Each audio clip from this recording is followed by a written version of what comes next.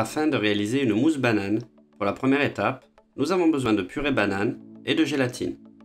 En fonction des besoins de la recette, on pourrait également utiliser du beurre de cacao. Commencez par réhydrater la gélatine dans de l'eau froide et chauffer la purée de fruits. L'augmentation de la température de la purée de fruits permettra de dissoudre convenablement la gélatine. Et en fonction de certains fruits, il est même recommandé de porter à ébullition la purée. En effet, certains fruits possèdent des enzymes ayant la particularité de détruire le pouvoir de la gélatine. Il sera alors impossible de générer des mousses avec de la tenue, sauf si la purée de fruits est portée à une température au-delà de 80 degrés. À cette température, les enzymes du fruit sont dénaturées et ne peuvent exercer leur pouvoir sur la gélatine. C'est la raison pour laquelle on préconise souvent de faire bouillir une purée de fruits avant d'intégrer de la gélatine. C'est ainsi une précaution. Les fruits problématiques les plus connus sont l'ananas, le kiwi, la papaye, qui ont un réel pouvoir destructeur sur la gélatine. Sur cette purée de fruits, il n'y a aucun problème, on pourrait donc uniquement chauffer, sans pour autant aller jusqu'à l'ébullition. Une fois la préparation chaude, intégrez la gélatine.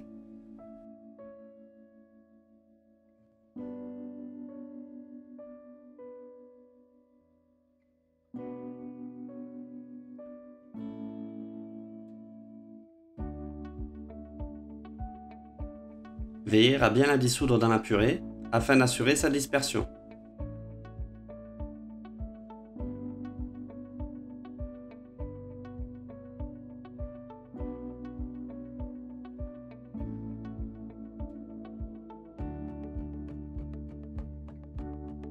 En fonction des besoins de la recette, si la mousse va subir une surgélation, il est admis d'équilibrer la recette avec du beurre de cacao qui va sécuriser la préparation.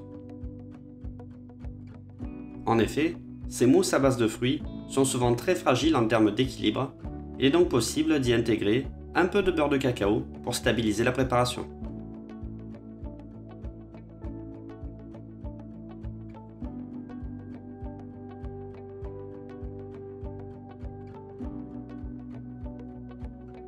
Débarrasser dans une calotte et refroidir le tout jusqu'à une température comprise entre 25 et 30 degrés.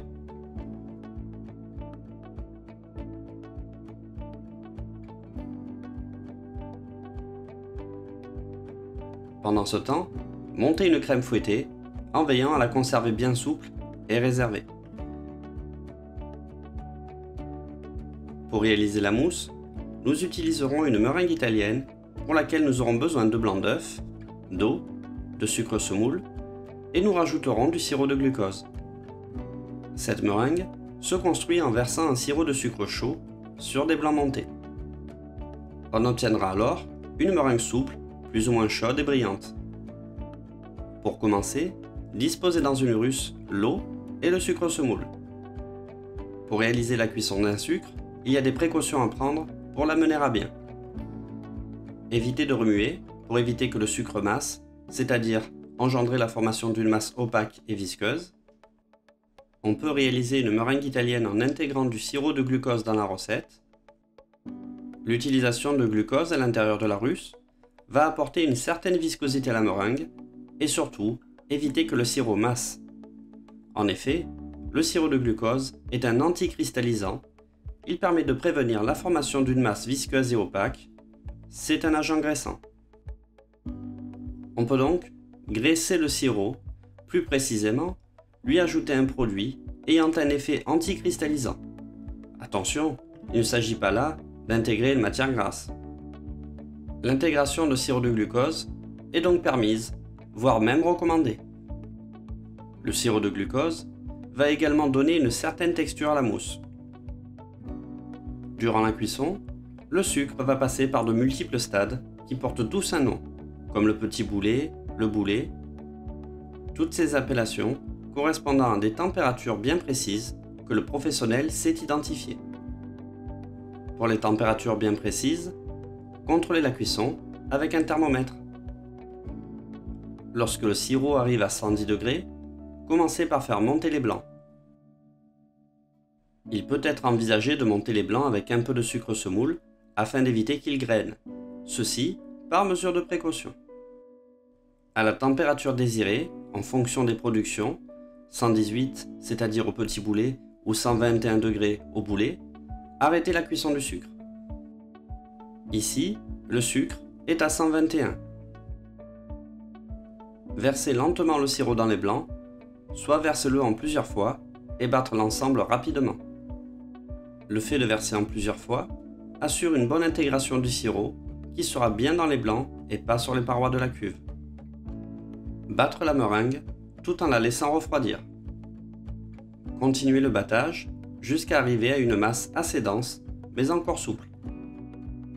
Pour certaines préparations, comme des mousses ou des macarons, la meringue italienne doit être arrêtée à des températures plus hautes. Il sera donc important de contrôler la température de sortie. Une fois la meringue réalisée, utilisez-la immédiatement. Une meringue retombe très rapidement, c'est la raison pour laquelle il faut toujours la réaliser au dernier moment. Une fois la purée refroidie, entre 25 et 30 degrés, incorporez la crème fouettée qui aura été montée très souple, idéalement en 2 fois.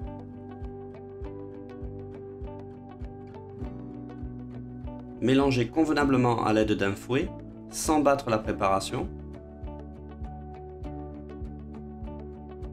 L'avantage de monter les crèmes comme cela est l'incorporation qui sera facilitée et pourra se faire au fouet. De plus, on obtiendra une texture très intéressante, mousseuse, sans avoir le goût de beurre qui pourrait ressortir si la crème est trop montée.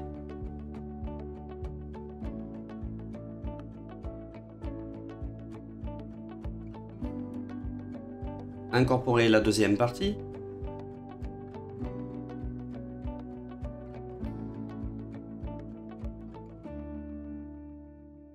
La purée de fruits étant à bonne température, on pourra conserver un joli volume de la préparation.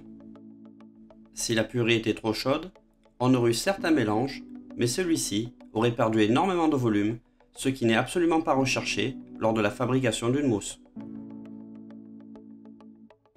Une fois la crème fouettée incorporée, procédez à l'intégration de la meringue italienne. Meringue italienne qui sera battue jusqu'à une température comprise entre 45 et 48 degrés.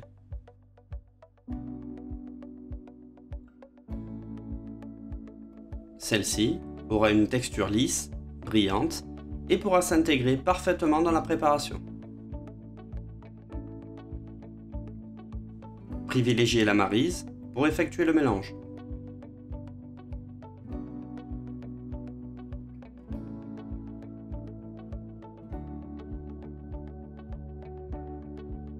Veillez à peser avec exactitude le poids de meringue. En effet, chaque fruit s'équilibre avec une certaine quantité de gélatine, de crème fouettée et de meringue italienne. Les purées de fruits ne développent pas toutes les mêmes consistances. De plus, la quantité de sucre d'un fruit à l'autre est également différente. Il sera donc important d'adapter la recette en fonction de chaque fruit.